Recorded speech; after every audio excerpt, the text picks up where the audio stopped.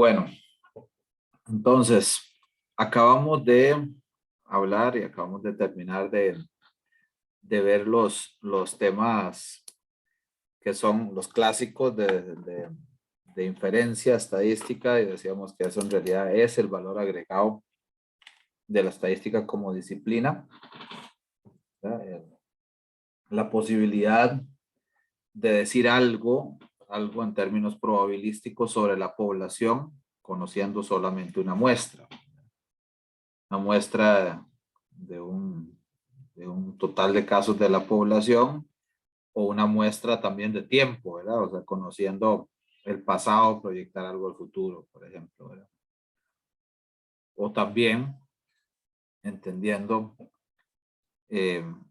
haciendo inferencias de relaciones entre variables que vemos en una muestra, proyectarlas a una población. Esas son las situaciones, digamos, clásicas de estadística, de inferencia estadística. Y diríamos entonces que tenemos el instrumental para hacer dos cosas. Una, decir en qué rango de valores, y voy a cometer en este momento aquí solo por este minuto, el error de decir en qué rango de valores podría ubicarse la mayoría de la población, ¿verdad? La mayoría de las muestras de la población, de alguna forma, digamos, el parámetro poblacional. Y también estaríamos en condiciones de esa misma forma, de decir qué tan probable es que ciertos supuestos, hipótesis que estamos haciendo sobre la población se cumplan o no. Eso es lo que hemos estado hablando y en los temas 3 y 4, que son los que se evalúan en el segundo examen parcial. Y inclusive les decía, era el alcance que tenía este curso, el curso de teoría estadística, previo a la reformulación o al rediseño del programa que hizo la Escuela de Economía hace unos años atrás. Porque efectivamente así es como tradicionalmente se enfocan estos cursos. Ahora, siendo el último curso un poco más de corte estadístico en la carrera de Economía, también decidieron al final, y por la relevancia que ha empezado a tener cada vez más el tema, se incluyó el punto de también ver todo el tema de inferencia estadística desde una perspectiva bayesiana. Obviamente el término como tal, a menos que alguno o alguna de ustedes haya tenido contacto directamente con eso, no tiene que decirles mucho, pero quisiera que nos acerquemos a estos conceptos un poco más y desde un punto de vista intuitivo, otra vez, para que sea lo más comprensible por qué estamos hablando de eso. Y para eso quería primero recordar un momento, un ejemplo hipotético que habíamos conversado a la hora de que trabajamos con las funciones de verosimilitud. Dijimos, cuando hablamos inclusive de las propiedades de los estimadores, hablábamos de la propiedad de consistencia. Yo les decía, ¿quién apostaría? ¿Verdad? ¿Quién apostaría conmigo en un caso de lanzar una moneda? ¿Verdad? Les decía, ¿quién apostaría si vamos a lanzar la moneda 10 veces? ¿Quién apostaría a que van a salir 5 escudos?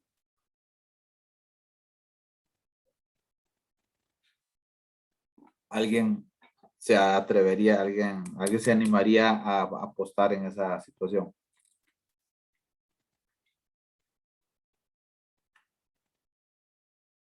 O sea, yo les pago, supongamos que les pago 2,000 colones si salen los 5 escudos y ustedes me pagan 1,000 si no salen los 5 escudos. ¿Quién se animaría a entrar a una apuesta así?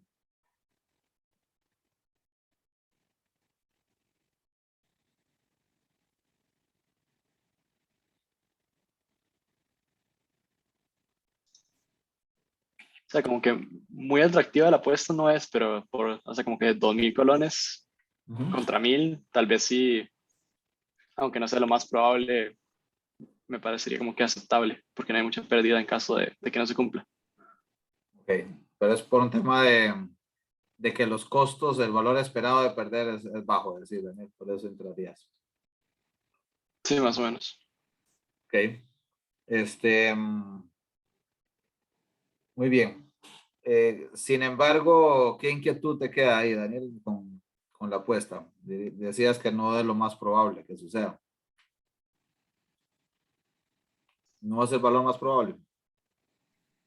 Eh, o sea, sabemos por consistencia que si hacemos eso 1.000 veces, probablemente la proporción de caras a escudo se va a aproximar a 0.5, pero en 10 lanzamientos puedo observar cosas muy distintas. Pues, o sea, Exacto, exacto. A pesar de que es el valor esperado, el valor esperado del número de escudos que salgan es 5,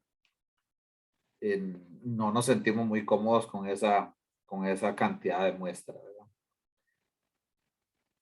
Entonces, ¿qué hacemos? Apostamos, dice Daniel que él apostaría. Perder 1.000 colones no es algo que sea dramático, digamos, pues ganar 2.000 podría ser. No se ve como algo complicado de asumir, ganancia o la pérdida en ese caso. Ahora, ¿qué pasa si más bien convertimos la pregunta en que estamos buscando una muestra con la cual estimar esa proporción? ¿Verdad? O sea, yo ahora, como fui de majadero, entre comillas, ¿verdad? De plantear este problema como, o sea, el no creer, ¿verdad? Yo no creo en la proporción de 0,5, no quiero quedarme con eso, porque es una probabilidad a priori, ¿verdad? Lo que decimos es, hay dos resultados posibles, entonces la probabilidad de escudo es 0,5. Como en el dado, cualquier número es un sexto. Eso no necesitamos observar nada, pero digamos que Alexander aquí se ciñe en que sí necesito hacer una observación para confirmar que esa probabilidad es 0,5. Entonces, ¿qué tal? Que más bien convertimos la pregunta ahora de que si quieren apostar o no, convierto la pregunta en, ¿a usted les parece prudente que yo decida o piense que es buena idea lanzar la moneda 10 veces y observar la proporción de escudos para decir cuál es la probabilidad de obtener escudo? ¿Qué tan razonable suena eso?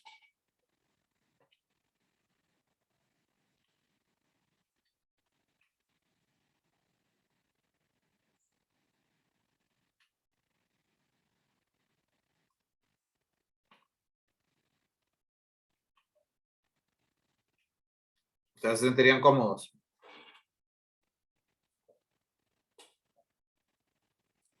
con ese estimador petechito con base en la muestra de 10 casos?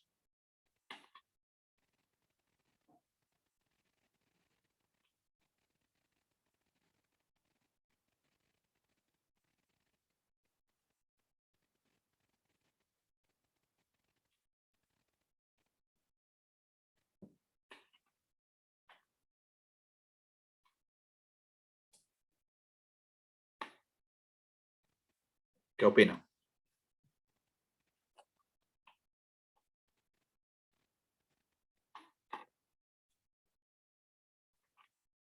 Obtengo 4 escudos. Entonces, ¿cuánto es la probabilidad de obtener un escudo?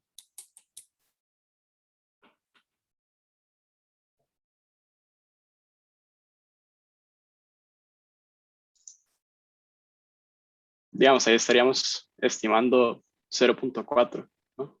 Así es, exacto, Daniel. Y listo, nos quedamos con eso. O sea, yo lo que pienso es que probablemente es como que razonable en tanto con solo 10 muestras es lo mejor que podemos lograr, digamos, ese estimador de proporción, pero que, o sea, no puedo estar muy seguro que me está dando un valor, digamos, que refleja verdaderamente el parámetro de probabilidad que buscamos. Exacto, exacto, pero hasta el momento, todo el marco teórico que hemos visto hasta el momento no ha dicho que no puedo basarme en una muestra de 10 casos, ¿verdad? Vos decís que no te sentís muy seguro. Bueno, podríamos poner adelanto una vez que estoy de acuerdo con vos. Yo tampoco estaría muy feliz.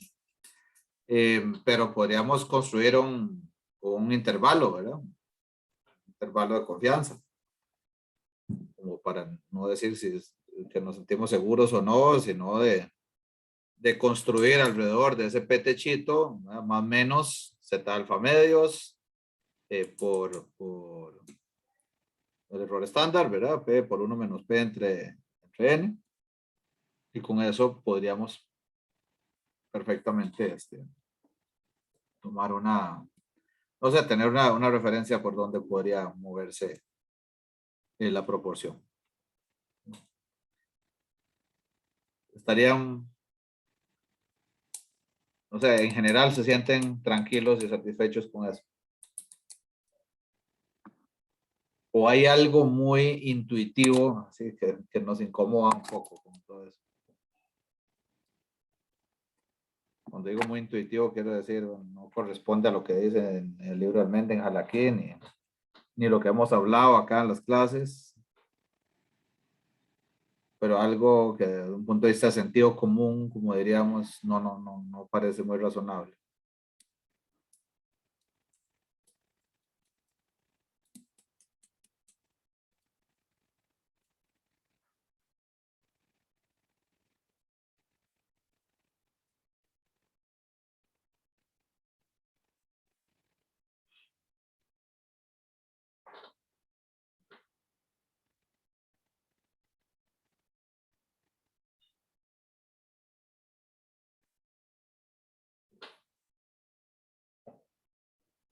En otras palabras, reportaríamos eso. O sea, imagínense, lo que les pido es, por favor, imagínense que ustedes hacen algo más relevante que eso. Estamos estimando la proporción de empresas que podrían empezar a entrar en riesgo de seguir trabajando, ¿verdad? O sea, ya riesgo de capital, riesgo de bancarrota, ¿verdad? Y tenemos datos o tenemos acceso desde nuestra Cámara de Industria, Cámara de Comercio, tenemos acceso a 10 empresas ahorita. Le pregunto, o sea, hacemos un análisis, ¿verdad? Financiero, inclusive preguntando y haciendo investigación en campo con esas empresas y determinamos que 4 de esas 10 empresas parecen tener serios problemas que podrían comprometer que puedan seguir trabajando y eso en el contexto en el que estamos ahorita, comillas, post pandemia, aunque ya eso es un gran abstracto hablar de post pandemia, o ya no sabemos si estamos durante, post o en qué estamos. En este contexto, están 4 de esas 10 empresas están con graves problemas.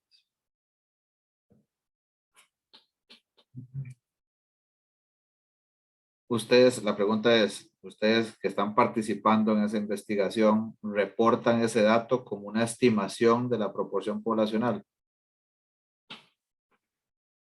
de empresas?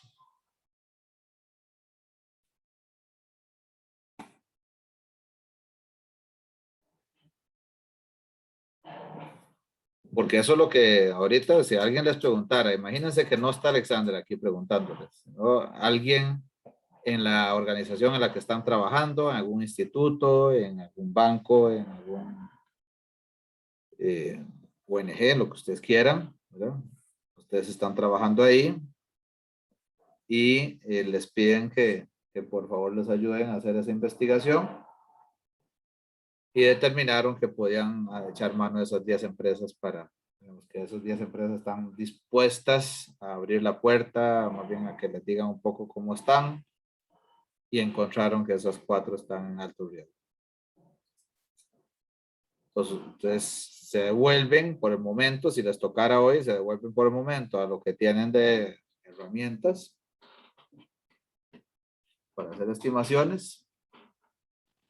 Y dirían, sí, efectivamente, el P techito aquí es 40% y construye aquello del más menos Z alfa medios por P por 1 menos P entre raíz de. Eso es lo que haríamos sin ninguna inquietud, ninguna sensación de malestar.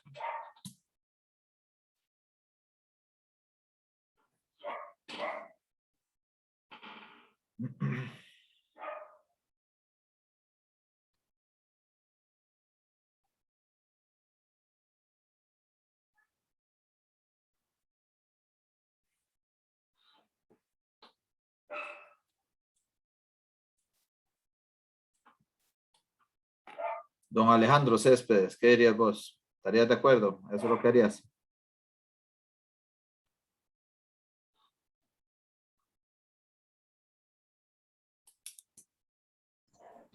Profe, disculpe, es que me levanté un momento y no sé de qué estamos hablando.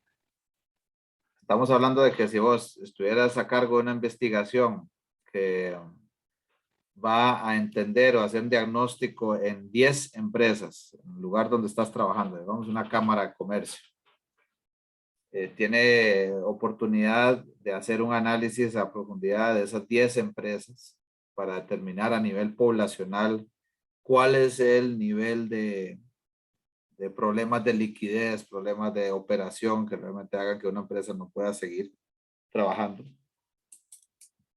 Y determinaste que 4 de esas 10 empresas no tienen suficiente capacidad para seguir operando. Usted es un 40%. Entonces, la pregunta es, ¿qué hacemos para efectos de inferencia a la población? ¿Qué decís con respecto a la población ahora? Haces esto que hemos estado haciendo, 40% más menos Z de alfa medios por P por 1 menos P entre N. ¿O qué nos parece que hace más sentido aquí? ¿O qué inquietudes quedan? Esa es la pregunta, Alejandro.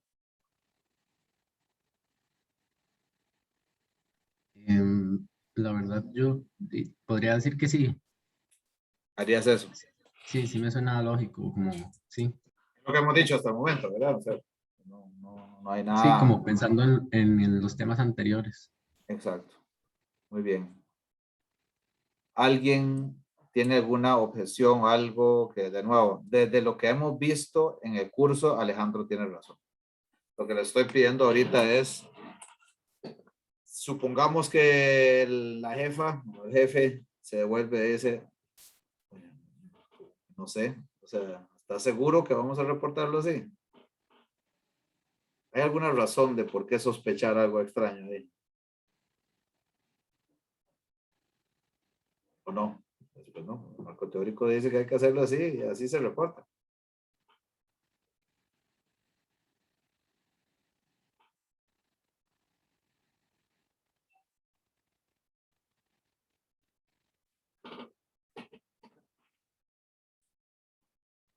¿Qué dice Caleb? ¿Está de acuerdo con Alejandro?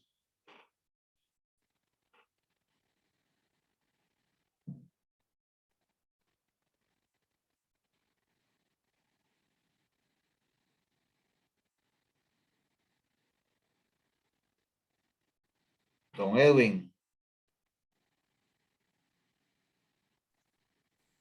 Yo sí estaría de acuerdo con Alejandro, la verdad, con base a lo que hemos visto y hacer eso. Ok. A nadie le parece que haya algo curioso aquí. Bueno, poder usar la función de R Ajá, ¿en qué sentido, Daniel? como para ver la probabilidad de obtener esa muestra que tuvo, dado la probabilidad que está según. Ok. Sí, ahí, ¿qué obtendrías con ese, Daniel? Como la probabilidad de que, dados 10 datos, Ujú. Una muestra de tamaño de 10, yo tengo exactamente la que tuve. Ok, ¿y qué tenés que hacer para calcular una verosimilitud? O sea, ¿cómo se calcula en este caso? Tendría que multiplicar las probabilidades marginales Ujú. de cada evento, digamos. ¿Y cada evento es qué? ¿Qué tipo de distribución?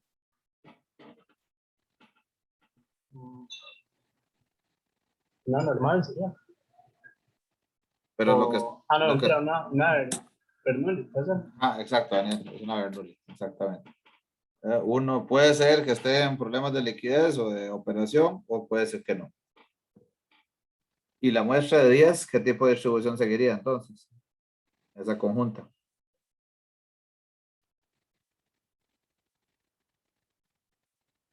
Binomial. Así es, exacto.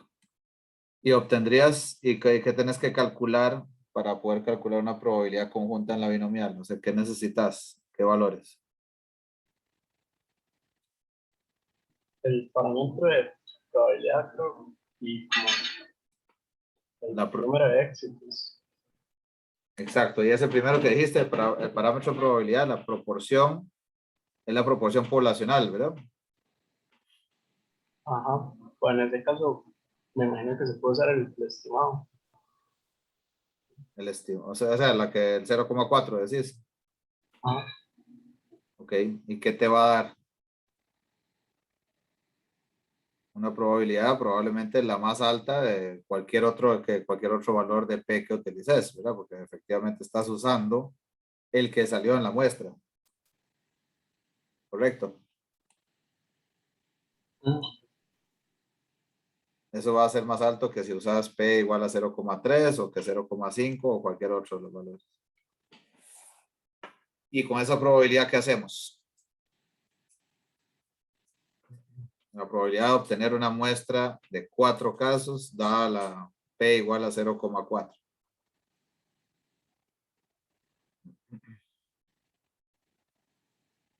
Que de paso es más alta que cualquier otro valor de P que podamos suponer.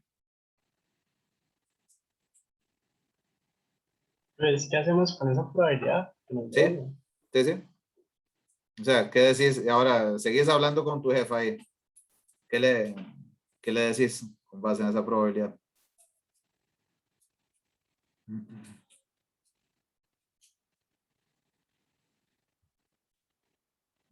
O sea, dirías, esta es la probabilidad más alta de cualquier otro de los valores de P que podamos suponer. Y te tomaste la molestia de explicarle el concepto de verosimilitud. Hasta eso hiciste con tu jefe. Y va a decir, O formidable. sea, tal vez lo que, digamos, como pensando en darle una respuesta, tal vez lo que podría intentar sería como usar, digamos, P.05 Ujú. como, no sé si estoy bien, pero sería como la barrería máxima. Entonces, como darle, digamos, lo que me da esa probabilidad de decirle que por lo menos debería haber una probabilidad de lo que me dé, de obtener esa muestra en la vida real. No te entendí esa última parte. Debería haber por lo menos una probabilidad de 0,05. No, digamos, de lo que me arroje, o sea, de lo que me vuelva la probabilidad que calculé, Ajá. usando .05 o sea, usando .5 de parámetro, digamos. Que vos usas un 0,5 para calcular la variabilidad, Ah, para estimar un intervalo o algo así a partir de ese 0,4. No te estoy siguiendo bien. No. o sea, es que, digamos, si yo asumo que P es .5, entonces estaría obteniendo como la máxima variabilidad entre datos Ajá. y, digamos, ya con eso calculo la probabilidad, digamos, en una binomial de obtener con P igual a .5, Ah, ok. 4 éxitos sería. Ok. Y le digo que eso es como el piso, digamos, de probabilidad de obtener esa muestra. A veces está bien. O sea, no va a ser menos que eso la probabilidad de obtener esa muestra, diría pues. Sí, sí, sí. Ok, y supongamos que te dio 7%. Aquí yo sé que Daniel ahorita me va a decir, "Ey, ¿para qué intervengo? No me dejen pasar". Pero de verdad agradezco muchísimo cuando participan así. Lo que estoy tratando es de que nos obliguemos un poco a pensar qué haríamos con todo eso que estamos aprendiendo aquí. Y también muy importante es cuestionarlo. ¿Verdad? ¿En qué contexto vamos a utilizar eso? ¿Cuándo pareciera que podría tener problemas? Daniel está haciendo un intento interesante de ver cómo efectivamente con todo lo que hemos visto hasta el momento podríamos intentar decir algo sobre la proporción poblacional. O sea, la jefa lo único que tiene en la cabeza es yo necesito poder decir a algún gremio, diputados o Ministerio de Hacienda o alguien que pueda hacer algo al respecto de qué tanto problema tenemos en la población de empresas. A como suele pasar, ¿verdad? Las intenciones y objetivos son muy nobles y muy grandes y las posibilidades suelen ser relativamente reducidas. Por ejemplo, el hecho de tener acceso solo a 10 empresas. El resto de empresas está bien cerraditas y no quiere divulgar ni contar mucha cosa. Entonces, con estas 10 tenemos que hacer esa estimación y Daniel dice, utilicemos verosimilitud, calculemos la probabilidad de haber obtenido esa muestra y con base en esa probabilidad podríamos una noción de, bueno, efectivamente, de qué tan verosímil es haber obtenido esa muestra. Y que dice Daniel que si usa 0,5, probablemente ese sea el piso, o sea, no va a ser menos probable que eso. Si ustedes se imaginan siendo la jefa aquí de Daniel, ustedes dirían, ok, ya me quedó claro cuál es la proporción poblacional de empresas en riesgo.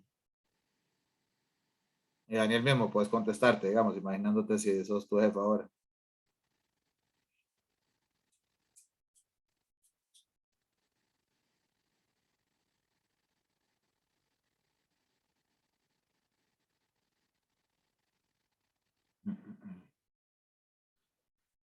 No parece que el tener 10 casos es demasiada poca muestra. Ya lo dijo Daniel Aguilar antes, ¿verdad? O sea, si tuviéramos que apostar en el invertir por la moneda, no hace mucha gracia, ¿verdad? Apostar por las 5 empresas. Aún sabiendo yo, entre comillas, la probabilidad a priori de que salga un escudo.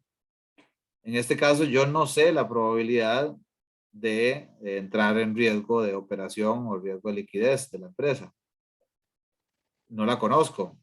Genuinamente estoy tratando de investigar y de estimarla. Sin embargo, el tomar 10 empresas definitivamente parece que podría ser una estimación bastante volátil. Son 10 empresas para hacer una estimación así de compleja, ¿verdad? De un fenómeno tan complejo como ese. Entonces, ¿qué harían ustedes por lo menos? Bueno, pues son las 4, ¿verdad? O sea, las 4 de 10 son 40%, usamos el intervalo que Alejandro decía que está de acuerdo. Ahora Daniel aportaría el criterio de usar la verosimilitud como para complementar el intervalo que construimos ahí de confianza. Sin embargo, sí, todo eso es dentro o sea, asumiendo que las 10 empresas que estamos estudiando es una muestra suficiente para hacer la estimación. ¿Qué es otra cosa que no tiene nada que ver con teoría estadística que harían ustedes aquí como para complementar ese dato que están estimando? ¿De qué más podrían echar mano para decir por dónde anda ese nivel de riesgo?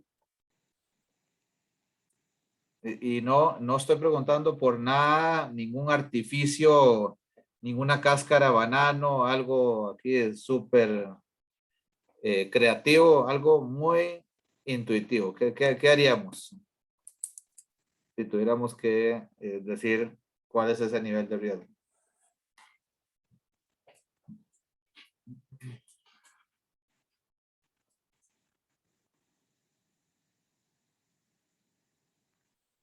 De nuevo, estoy hablando del riesgo de que una empresa, dada la situación esta de pandemia y todo este problema que ha habido, entre en ese tipo de problemas. ¿Qué otra fuente de información hay? Eventualmente.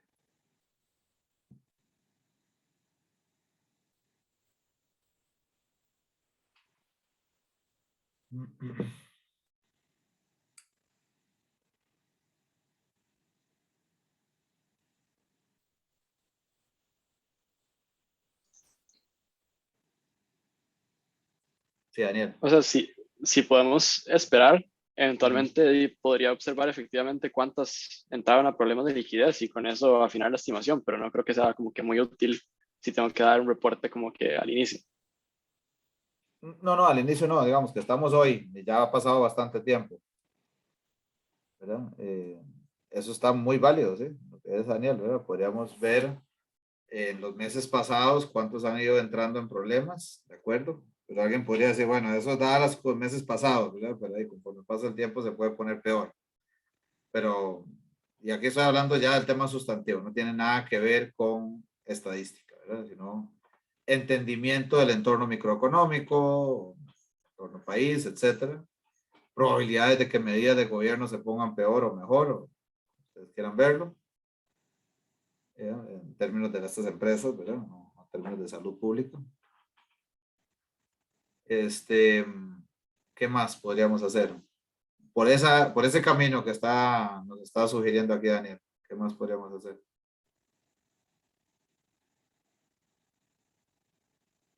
¿Qué más harían ustedes?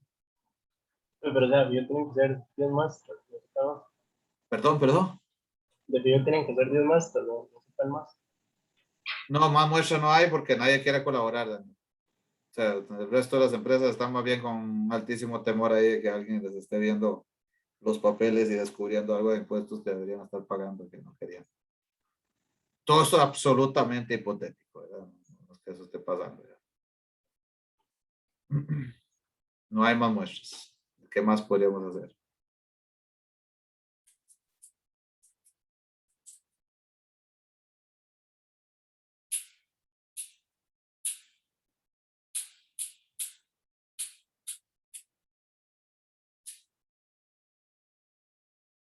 Estamos solos aquí en este problema, en el mundo.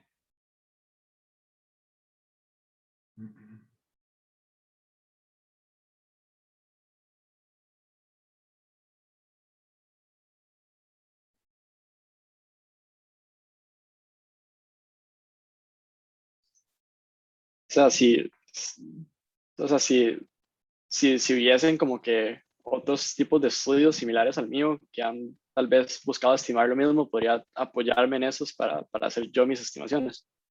Exacto, Daniel. De hecho, ¿qué es lo primero que vos haces? Ustedes han hecho trabajos de investigación, ¿verdad? Por lo menos, entre comillas, en general, y se supongo que N más durante su carrera. ¿Qué es lo primero que haces en un trabajo de investigación, en la estructura básica? Revisar fuentes, ver el estado de la cuestión, o sea, cómo está la Estado de la situación. cuestión. Así es. ¿Y qué dice el estado de la cuestión? Exactamente lo que dice Daniel. Es más, eso lo hago antes de recoger las 10 muestras, ¿verdad? Y supongamos, así como está diciendo Daniel, supongamos que ahí entonces salen diversos estudios, o supongamos que encontramos 3 que tienen algún aspecto de seriedad, ¿verdad? Que no fue como necesariamente el periódico más amarillista de esos países, ¿verdad? Digo que tienen cierto sello de calidad. Y encontramos 3 estudios que ninguno supera el 25%. Y ya hicimos la discusión de qué tanto la estructura, digamos, económica se parece a Costa Rica. Digamos que son más o menos comparables. como les digo, nada de estas cosas se hacen, ¿verdad? En ambientes controlados, ¿verdad? Siempre hay discusiones de qué tan utilizable o no es esa información, ¿verdad? Pero es lo que hay. Hay 3 investigaciones que ninguna pasa el 25%.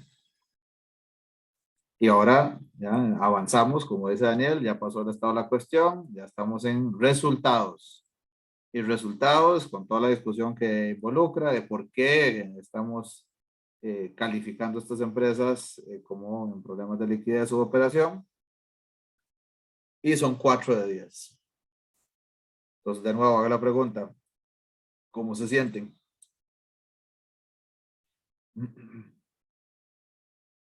Digo, sienten porque aquí en este momento no hay un indicador, un cálculo duro, dato duro, objetivo, como para decir que esto está mal calculado, ¿verdad? No fue que aplicamos mal un intervalo de confianza, algo así, no, no. Todo está bien aplicado. Todo lo que dijo Alejandro antes, todo eso es correcto. Y tenemos una estimación, un intervalo de confianza utilizando la estadística clásica. Todo según la ley, ¿verdad? En ninguna parte del libro dijo, si usted solo tiene 10 muestras, no puede hacer nada. Hay 10 muestras, 10 observaciones. ¿Qué sería lo ideal aquí? Digamos, muy intuitivamente.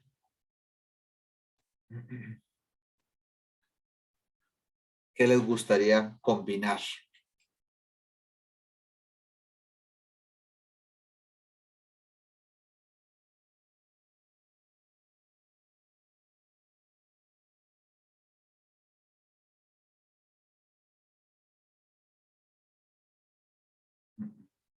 ¿No sería como deseable, muy deseable que yo pudiera incorporar de alguna forma ese conocimiento del estado de la cuestión que dijo Daniel?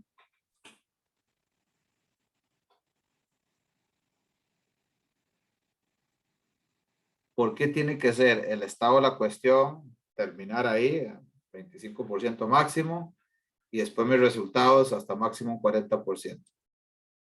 ¿Por qué no lo puedo combinar? ¿Por qué no busco un marco teórico ahora, ¿verdad? Un marco de operación matemático, estadístico, que me permita combinarlo?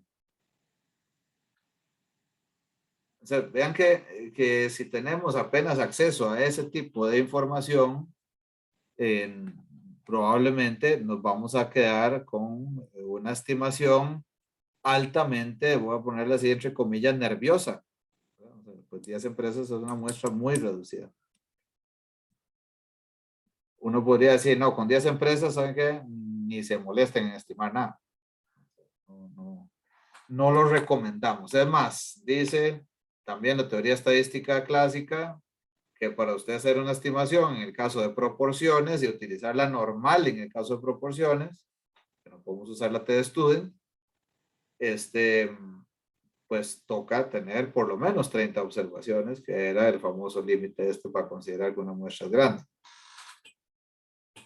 No la tiene ahorita, entonces en realidad ni siquiera desde un punto de vista muy formal está haciendo una estimación correcta, ¿verdad? Sin embargo, yo me puedo parar ahí y puedo decir eso, ¿verdad? Y posiblemente lo que vayan a decir en la cámara es, pues qué lástima, porque realmente nos hubiera servido muchísimo tener alguna noción de cómo se está comportando eso. Y el pararnos ahí a decir que eso es imposible, pues no necesariamente ayuda a tomar alguna decisión, aunque sea subóptima, ¿verdad? Entonces, ¿qué dijo el señor Valles en su momento? Él decía, volviendo un poquito al ejemplo de la moneda, dice, ustedes están locos, ¿verdad? O sea, los frecuentistas, los clásicos, estiman una proporción de escudos solamente viendo la muestra y no les importa el tamaño de la muestra, ¿verdad? Y más aún, tienen conocimiento previo. No es cierto que yo entro a una situación dada sin tener información de valor previa. Subjetiva, entre comillas, subjetiva. ¿A qué nos referimos con subjetivo? en estos términos de investigación? En que no es reproducible, no tengo acceso a volver a repetir el esquema de observación para volver a producir el mismo resultado. Es subjetiva esa información a la que tengo acceso, que puede ser de calidad, pero no puedo reproducirla tal cual, ¿verdad? Entonces, información subjetiva en algunos casos es criterio experto inclusive, pero es información de la cual yo me siento, literal, por eso insisto un poco en el lenguaje que estoy usando hoy, ¿verdad? La percibo como más valiosa inclusive que una estimación tan nerviosa como algo que puedo hacer con una muestra de 10 casos.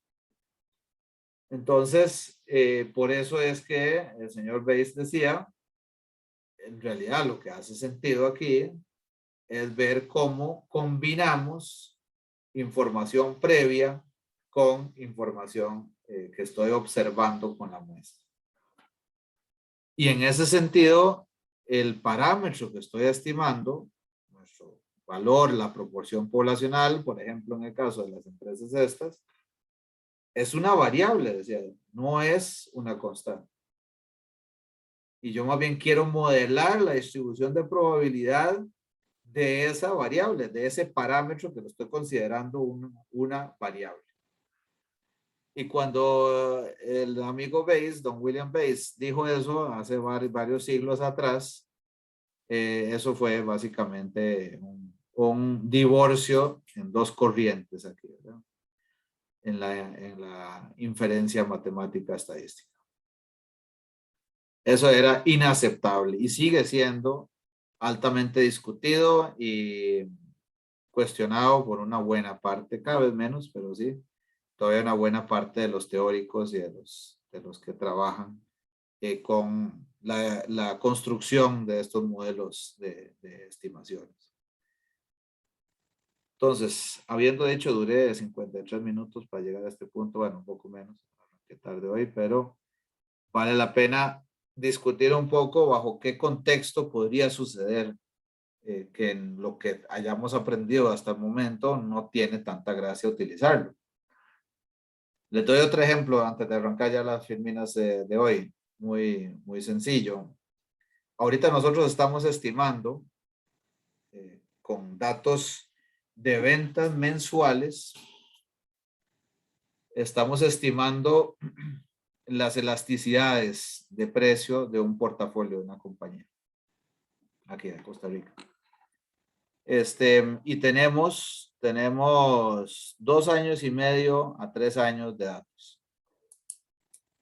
¿Qué más hay que considerar en el caso de ventas de un producto? Aparte del precio, que definitivamente podemos suponer que afecta su nivel de ventas.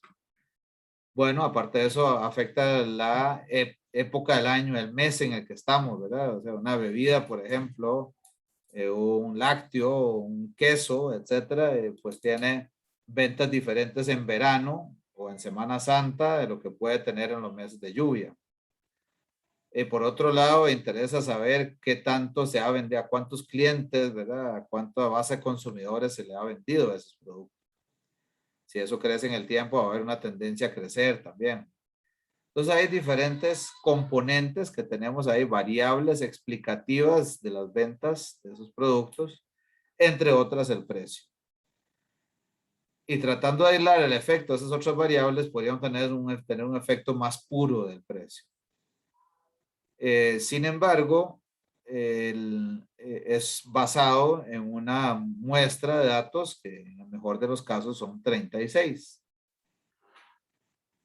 Entonces, nosotros tenemos por otros estudios que se han hecho de forma más experimental y por conocimiento inclusive, ojo, por conocimiento, criterio experto de gente que maneja las categorías ya hace varios años, tenemos un nivel de elasticidad esperado, digamos, más el que hace un poco más, más de sentido en cuanto a las relaciones de sensibilidad en el portafolio de esa compañía.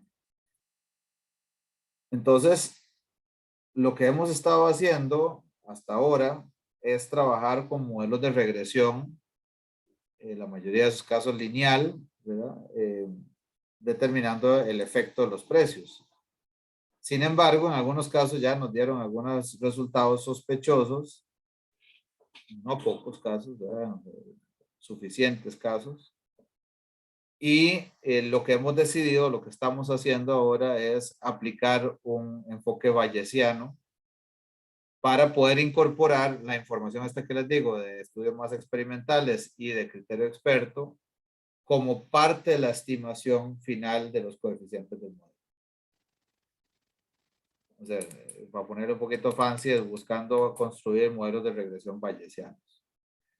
No vamos a hablar aquí mucho de cómo se construyen modelos de regresión bayesianos, pero sí quería transmitirles el tipo de contexto, situación en la que podría ser relevante echar mano de este, digamos, este marco teórico.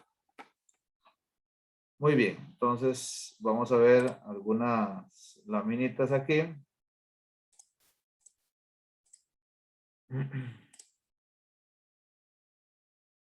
Algunas cosas ya las dije, en todo caso. Vamos viendo aquí. Entonces, el enfoque frecuentista, cuando decimos estadística o enfoque frecuentista, nos referimos al clásico, basado simplemente en la idea de que las frecuencias que estoy observando me sirven para estimar los valores poblacionales. ¿Verdad? Lo que hacemos es lanzar n veces la moneda, cualquiera que sea ese valor n. Defino y igual a 1 si obtengo corona y y igual a 0 si es escudo. Y la probabilidad de y igual a 1 es zeta, ¿verdad? Y ese es un parámetro constante. ¿Verdad? Ese es lo que decíamos, ¿verdad? Por eso era tan importante para efectos de interpretación de lo que obtenemos, por ejemplo, los intervalos de confianza, en la estadística frecuentista, el hablar de que 90 de cada 100 muestras van a tener su estimación en este intervalo y similares a esa interpretación, ¿verdad? El tema siempre es que el paradigma de la estadística frecuentista es que zeta, nuestro parámetro poblacional, siempre será desconocido y es constante. Por tanto, no puedo hablar en términos probabilísticos de zeta. Lo que puedo decir es como es rondar citas, si ustedes quieren, ¿verdad? Perdón, aquí el lenguaje no formal en esto, ¿verdad? Me puedo darle vueltas a cita sin hablar explícitamente de él. En el caso del enfoque frecuentista, Y son los datos y como decía ahora Daniel, Y es Bernoulli, ¿verdad? Cada uno de los lanzamientos es Bernoulli con parámetro de ese cita de que Y sea igual a 1, o sea, de obtener una corona. En el enfoque subjetivo, o sea, el enfoque bayesiano, zeta tiene una distribución de probabilidad. Ya desde ahí ya perdió a la mitad de la audiencia, ¿verdad? de los estadísticos teóricos, porque eso es inaceptable, ¿verdad? O sea, no podemos enfocar o concebir a zeta así. Entonces, aquí de las propuestas más importantes es que antes de ver los datos, antes de que recojamos una muestra, asignamos una distribución a priori. ¿Verdad? No solo tenemos una expectativa de un valor, por ejemplo, de las investigaciones, de esas 3 investigaciones previas que dijimos de estudios de otros lugares que mencionamos ahora en nuestro ejemplo hipotético, teníamos un valor estimado máximo de 0,25, 25% de las empresas.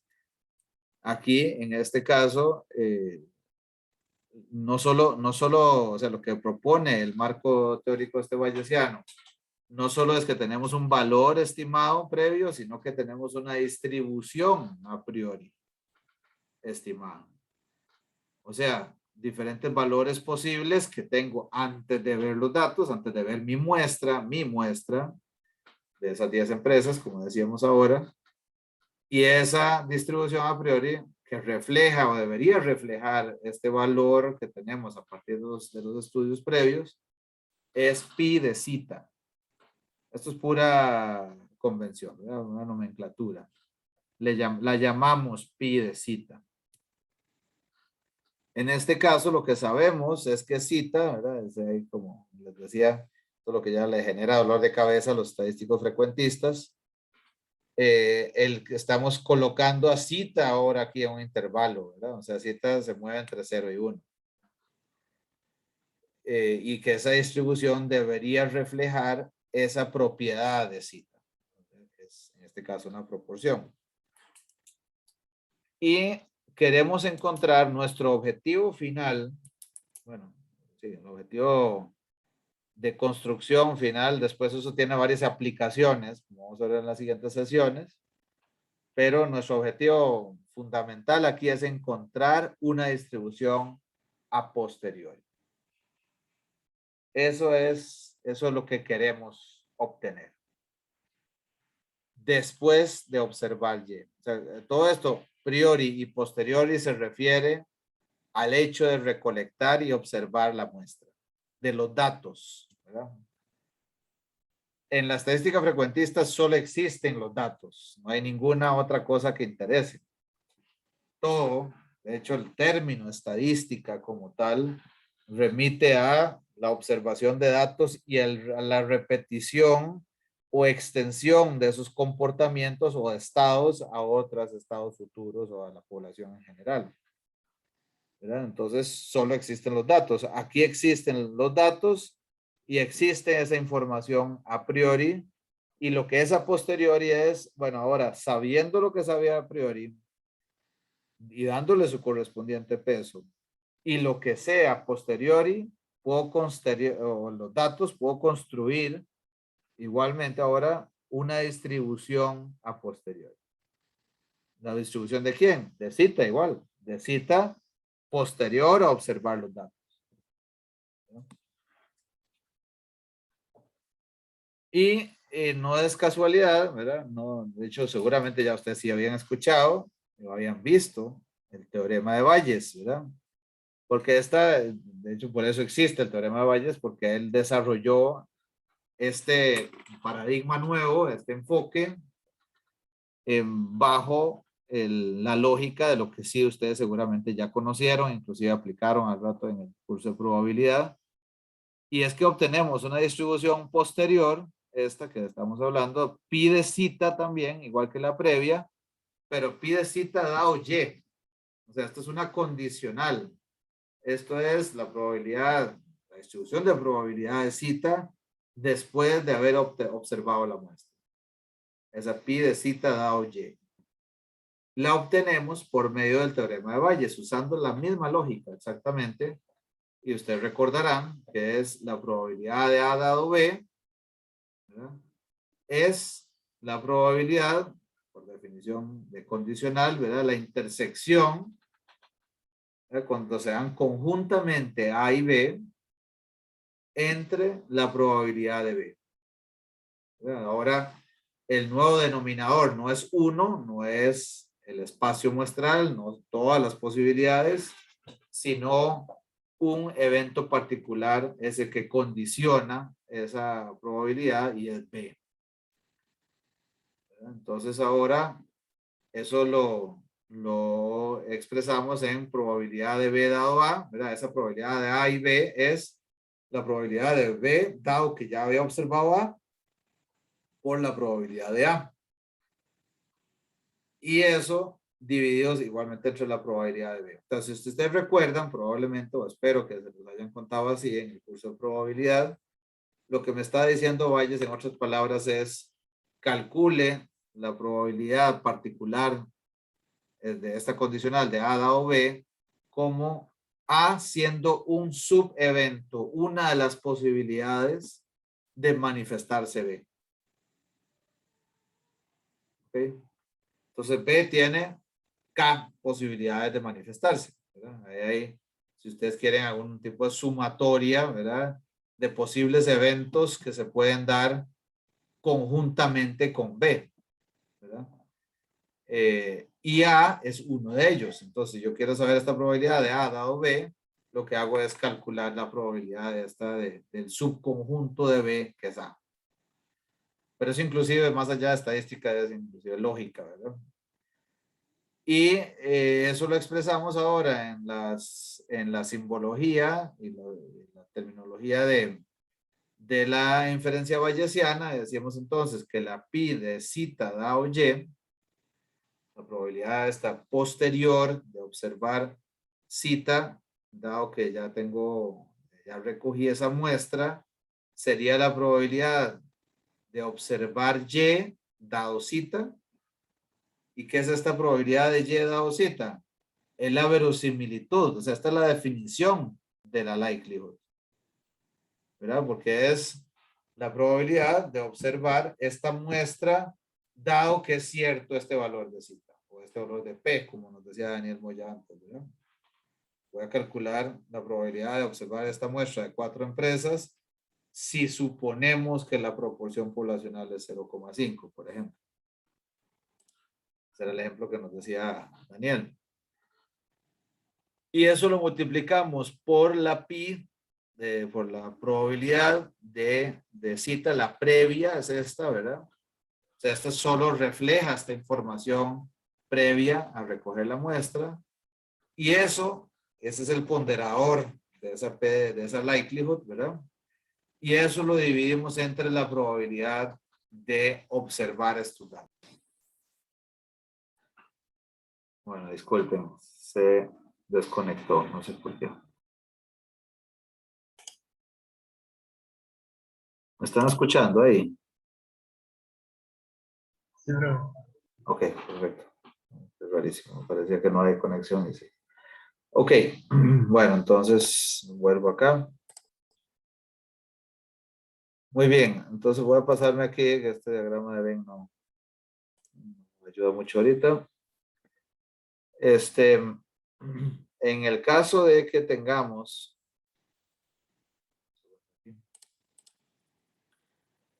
si estoy compartiendo todavía, sí. Tengamos 3 lanzamientos, los resultados de la moneda, los resultados son corona, escudo, corona, SCS. Lo expresamos, ¿verdad? En términos de lo que dijimos, la definición de éxito aquí es corona, y igual 1. Entonces, la probabilidad de obtener 1, 0, 1, dado zeta, y eso sería zeta por 1 menos zeta por zeta, ¿verdad? O sea, zeta al cuadrado por 1 menos zeta. Esta es la forma de calcular esa verosimilitud. Entonces, f de y dado zeta es una función de zeta después de observar los datos, ¿verdad? Es qué tan probable, o sea, de hecho podemos graficar si quisiéramos, ¿verdad? La probabilidad de observar esta muestra para diferentes valores supuestos de zeta y ver cuál es el más razonable. ¿Y cuál es el más razonable? Como decía Daniel Moya antes, por definición P-techito, ¿verdad? Ese va a ser el estimador máximo verosímil. Por eso es que lo hemos visto así en los métodos para encontrar estimadores. La función, esta pi de zeta, esta nueva, esta no la conocíamos, ¿verdad? Esta likelihood si es una vieja conocida. La pi de zeta refleja nuestra creencia sobre zeta. Ahí es donde está la creatividad, el enfoque aquí del señor Bayes, ¿verdad? Nuestra creencia sobre zeta, basado en trabajo previo o evidencia empírica. O sea, puede ser un estudio que hicimos el año pasado, o puede ser estos estudios de otros lugares en el mundo, como comentó Daniel ahora, ¿verdad? Entonces, por eso es que decimos que es subjetivo, ¿verdad? No es la intención aquí evidenciar exactamente cómo podríamos replicar ese estudio. Esta distribución la llamamos de hiperparámetros. O sea, vean que para yo tener una distribución pi de zeta que refleje mi creencia sobre zeta, yo tendría que darle forma a esta distribución para que el valor esperado de esa distribución sea lo que corresponde a la información previa que tengo. O sea, yo, por ejemplo, quisiera usar alguna distribución cuyo valor esperado en ese caso sea 0,25, que es lo que me dicen los estudios previos. Y para que yo pueda obtener una distribución, que ahorita vamos a ver siguiendo qué principios podríamos encontrarla, para que yo la encuentre, tengo que asignar valores a los parámetros de esta distribución previa. Y esos parámetros de esa distribución previa se llaman hiperparámetros. Igual, seguimos hablando de terminología. Es importante decir que yo puedo escribir la distribución posterior también como, ¿verdad? Eso es un pequeño artificio, si quieren, ¿verdad? Un pequeño truco. En realidad no es truco, es un principio matemático que se puede utilizar. Y es escribir que esta probabilidad posterior, la pi de zeta dado y, no es no usar todo el teorema Bayes completo, ¿verdad? Es igual a lo que decimos, ¿verdad? Verosimilitud por la previa entre la f de y, sino que diríamos que es proporcional a, ¿verdad? Eso es este simbolito que parece un alfa, pero está un poco más cerrado, ¿verdad? Es proporcional a la verosimilitud por la previa. Y cuando decimos proporcional a, lo que quiere decir es que solo vamos a colocar aquí en la expresión lo que es variable con respecto a cita. Lo que no es variable con respecto a cita se omite aquí. Eso es como lo que llamamos el núcleo variable de una distribución. Entonces, vamos a utilizar ese artificio para obtener esas distribuciones posteriores. Ejemplo, la función de verosimilitud de un solo lanzamiento se puede escribir, ahora estamos con la Bernoulli, como la probabilidad de observar cualquiera de los valores y dado cita, como cita a la y por 1 menos cita a la 1 menos y. Es decir, la probabilidad de observar un valor de que sea 1 es cita y la probabilidad de que sea 0 es 1 menos cita. Sustituyendo los valores de 1 y 0 en esa función general.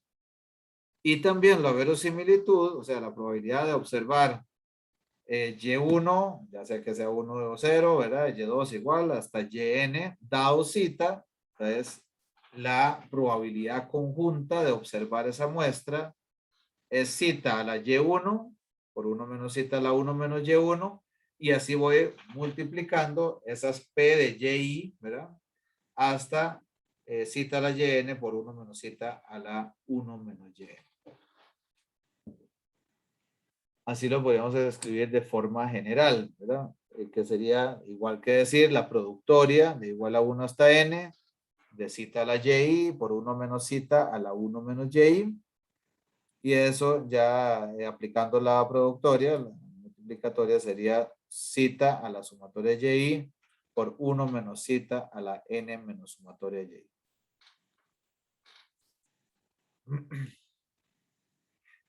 Esta es la binomial, compañeros. Compañeras.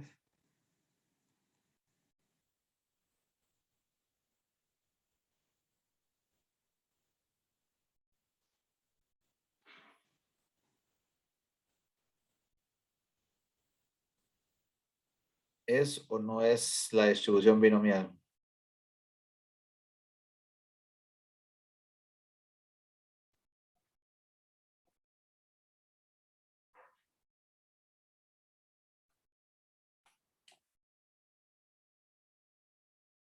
No sería porque el parámetro es una variable, ¿verdad?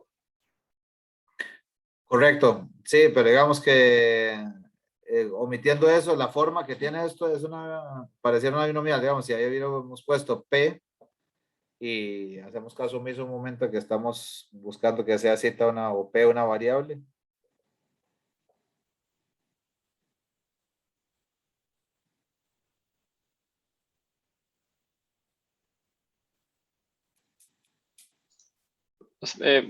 Me parece que para que sea la binomial no le hace falta lo de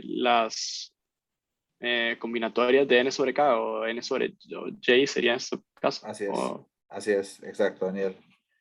Eso es, exactamente, nos falta la combinatoria. Y vean que no puede estar, ¿verdad? No puede estar la combinatoria, porque si estuviera la combinatoria ya no sería una verosimilitud, sino que sería todas las formas posibles de obtener una misma cantidad de un mismo sumatorio de Y. Lo cual típicamente es el resultado de la distribución binomial. Lo que quiero saber es cuál es la probabilidad de obtener, por ejemplo, 4 empresas. Puede ser que sean las primeras 4 o que sean las últimas 4, en cualquier orden que quieran aparecer. La pregunta es, ¿qué tan probable es que salgan 4? Aquí la verosimilitud es una muestra, una observación específica, dado el valor de cita que estoy asumiendo. Vean que es importante aquí, la especificación del modelo requiere una distribución a priori, ¿verdad? Entonces, o sea, necesitamos que cita se mueva entre 0 y 1. Eso es lo que estamos determinando como un requisito de lo que vayamos a modelar. ¿Verdad?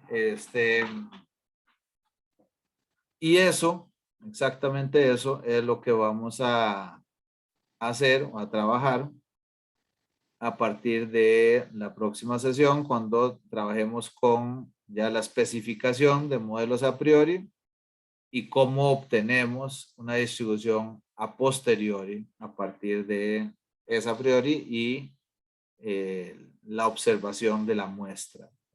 Ya, cómo combinamos esas dos cosas para obtener ahora una distribución de cita como variable ahora, como decía Daniel ahorita. Y con eso, ya después de eso, la siguiente sesión de hoy en 8, diríamos, no, de hoy en 8 no, porque hoy en 8 es el examen. El jueves 18, ajá, hablaríamos de cómo aplicamos ese conocimiento. Pero les adelanto de una vez que lo que vamos a hacer ahí a la hora de aplicar es algo muy similar intuitivamente a lo que hemos venido haciendo hasta el momento. O sea, vamos a construir intervalos, que aquí se llaman intervalos de credibilidad, y vamos a hacer pruebas de hipótesis bayesianas, en este caso. Pero espero, tengo la expectativa que les parezca bastante más intuitivo trabajarlo de esta forma que inclusive la estadística frecuentista. ¿Dudas, preguntas, compañeros? Compañeras.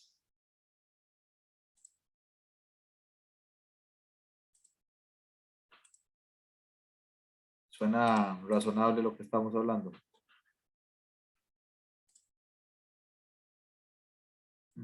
Profe, ¿este enfoque Sí. se utiliza más que el otro? No, no, Liliana, verás que no, porque en muchísimos casos, como vamos a ver hacia el final de esto también, en muchísimas situaciones sí hay suficiente información para utilizar de una forma estable y razonable el enfoque frecuentista. La próxima sesión vamos a ver que en realidad ya bajo esas condiciones no tiene mucha gracia utilizar el enfoque bayesiano. Pero eso quiere decir a su vez también, Liliana, que hay fenómenos, situaciones en las que es común encontrarse muestras pequeñas, ¿verdad?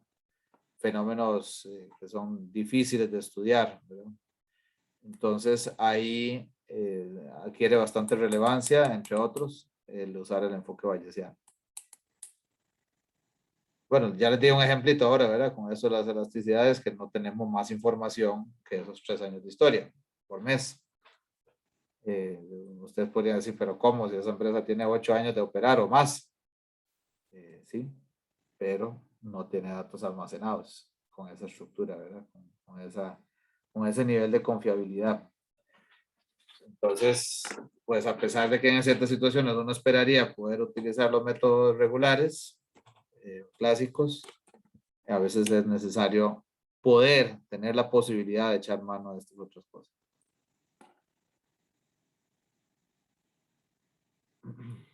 Okay. ¿Alguna otra pregunta, comentario? Muy bien. Ok.